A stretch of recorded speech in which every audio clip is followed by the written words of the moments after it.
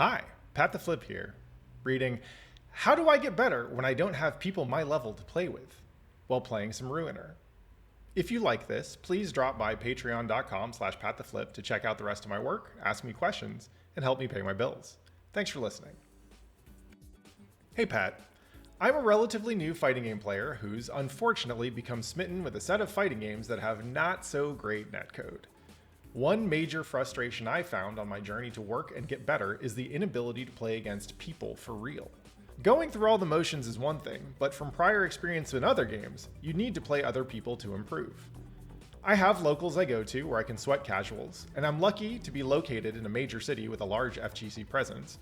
But even so, everyone at these events have years of experience on me, and as enjoyable as getting 10-0'd by a cracked Linné or Cagliostro is, it doesn't help me find too many weakness points in my play to improve on. I love net playing as much as the next person, but obviously so many logistical issues arise. Mentality around delay-based net play is hard to take seriously, especially with regards to characters who play relatively reaction-based and neutral. Furthermore, as much as I love Discord FGCs, it's frustrating for match finding to be an entire ordeal. In particular, beginner matchmaking pings usually match me up with an 11-frame delay from someone in Singapore. So I'm reaching out to you, both with regards to generally, how do you improve in a fighting game and convert solo training mode practice into your play against people without actually playing against people, as well as how do you find avenues of improvement if finding people at your skill level is difficult? Thanks. Allow me to open this with some real boomer shit.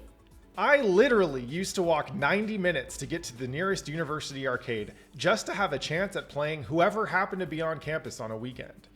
I factored arcade proximity into my college applications. I emulated Windows on a pre-Intel Macintosh in order to run Chimera well before GGPO or Fightcade, so I could net play Marvel superheroes versus Street Fighter.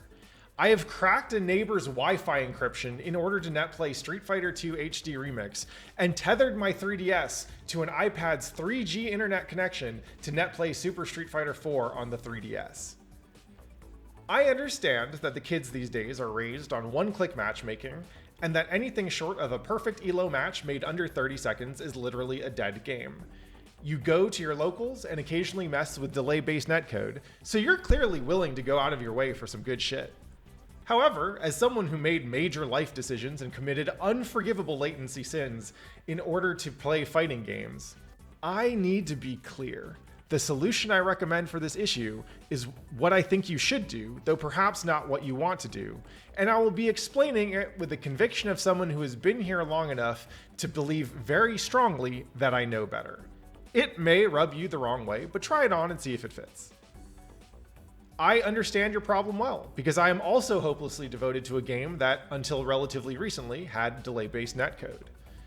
Exerds was not the worst delay-based netcode out there by a long shot, but it wasn't rollback. The latency restrictions of delay-based made it harder to find opponents at all. Never mind trying to find skill-matched low-lag opponents within minutes of queuing up or opening a lobby. And yet, I got plenty of meaningful high-quality netplay matches to more than fill out a productive week of improvement-oriented fighting game play. My netplay training diet has all kinds of stuff in it. Long sets, low-lag pickup lobby sessions with players of many different levels, and brackets and exhibitions. It's not just me either. I see plenty of new Rev 2 players with similarly easy access to a lot of quality netplay, and they're leveling up very, very quickly. They're doing this by hanging out in Discords with each other, forming groups by region so they can reliably get good enough matches, sometimes by organizing times in advance to play together, and other times just by growing the group big enough that there's usually someone down to play when they want to.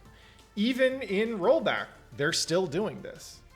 They're not all the same skill level, but that just means the stronger player gets a chance to practice something different and maybe teach the weaker player something so they'll be a better training partner next time.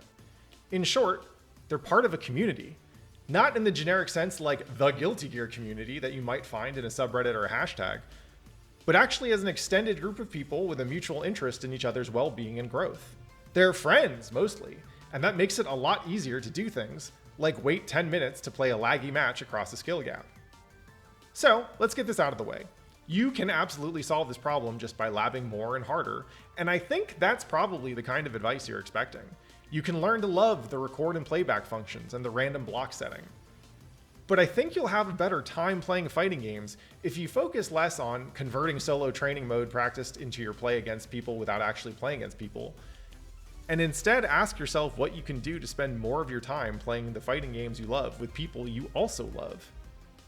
Matchmaking, for a mainstream fighting game, endeavors to connect you to a low-lag opponent of approximately similar skill as quickly as it can.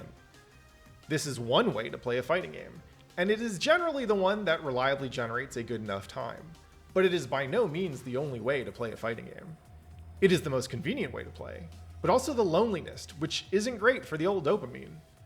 Fighting games are skills that we study and practice, and any skill must be practiced in many different modalities in order to be mastered. I've written a lot about this kind of stuff before, so if you check the video description, you'll find links to plenty of essays on topics that are relevant. Generally speaking, though, the idea is that any match against any player can be one in which you can learn and practice useful stuff as long as you've got the right mindset and you're down to talk to the person you're playing with. When you go to locals and get walloped by players much stronger than you, talk to them. Ask the Tenno, Linne, or Kag some questions about the game and see if they're interested in helping you learn. See if they'd be willing to try out secondary characters to make the game more interesting for both of you, or to help you find answers to the things that are kicking your ass in training mode in between sets. Some people won't respond to that, and that's their right. No one is obligated to help you out. But lots of people who play fighting games like helping people out because they like seeing new people get into the games they love. And we all know what it's like to be new to fighting games.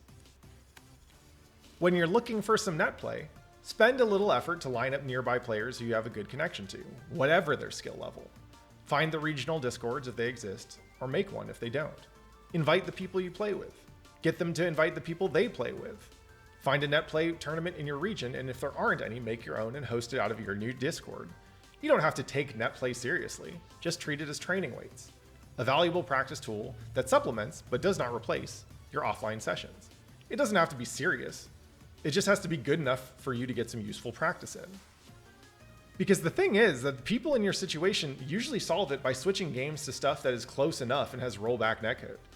There are all kinds of games that have something in common with the games that you like most, but with more reliable netcode and bigger player bases for closer skill matches.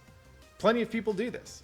For most of the fighting game genre's existence, people who wanted to play a less popular fighting game had to either live near a scene, build their own scene, or suck it up and play whatever other people were playing around them. I played Third Strike for a couple of years, not because I wanted to, but because it was the closest thing to a game I liked that I could find people to play with, and I didn't like Third Strike. However, I suspect that if you wanted to do that, you wouldn't be writing in. Now, there are things you could do to get better at fighting games without having people to play frequently. You can pick characters that reward you more for your time in the lab, or characters that do not differ dramatically when you play them online or offline. You can spend more time drilling at varying levels of resistance, where you could lab more and more scenarios and create deeper and deeper flowcharts. You can learn a lot about how to play a fighting game without playing other people if you have the right mindset and methods. Most people who play fighting games do not have a comprehensive understanding of how the game works, and if you can suss out their knowledge gaps relative to yours, you can often bludgeon them to death with their relative ignorance. This is how many people play fighting games. You say you're new, so maybe you haven't really tried this out yet. Becoming a lab monster is also fun in its own way. But again, I suspect that if you wanted to do that, you'd be playing some flowchart set play monster and not a reaction-based neutral character. Most long-term fighting game players do not lab as much as they should if they want to be optimal in how they practice.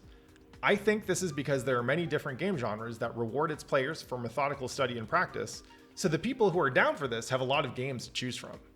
However, I do not think there is any game genre that feels quite so satisfying to play against another person. It is that part of the fighting game experience that keeps most of us here. If you're wired to love this shit, nothing else hits quite like fighting games do. So we often want to learn by playing against other people, even if it's often less efficient than learning on our own. You're new to fighting games, but you're drawn to them. Why do you like them? Why do you want to get better? Why spend your precious free time mastering an ultimately arbitrary and frivolous skill like playing a fighting game?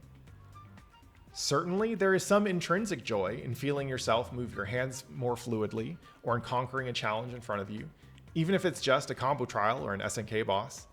If that's what keeps you going, you can follow in the steps of countless lab monsters that have come before you. For me, though, I can tell you that the best reason I've found to play fighting games is because I love the people who play them. I love these stupid hard games, the harder and stupider the better, And I love being around people who look at these games and think, yeah, I want to spend my time getting better at playing this stupid hard game so I can travel thousands of miles from home to fight a stranger with my ridiculous weeb ninja president. These people make me want to get better, and I make them want to get better too. I've done a bunch of different competitive activities in my life, but nothing has brought me to as many wonderful people as fighting games have. Through fighting games, I met my best friends, I deepened my connection to my hometown, and I've gotten to see parts of the world from angles I would have never seen otherwise. Fighting games have enriched my life in many ways, and most of them come from the people I've met through playing them. The reason I'm so passionate about introducing others to fighting games is because I know how much they've made my life better. Which is why I often like to say that if you aren't playing fighting games for the people, you're missing out. Now, you don't have to immediately jump into starting your own Discord tournament or whatever if that feels like too big a leap. Start small and just talk to the locals next time they're kicking your ass. Maybe ask them if they know where you can find some regional netplay matchmaking. Ask for help with the game and see if anyone's down to show you stuff. Or hey, see if you can find people who are newer than you but interested in learning with you. Approach people with genuine warmth and see who is willing to respond in kind. Put out the chill vibes you would like to see reciprocated, and you'll find people who dig it. Life is too short to treat every game as a job to be hustled and every player as a potential enemy. We're all just nerds trying to mash. Might as well just have some fun with it. You might never win Evo, but you might make some lifelong friends, and I think that's the bigger W. Thanks for listening.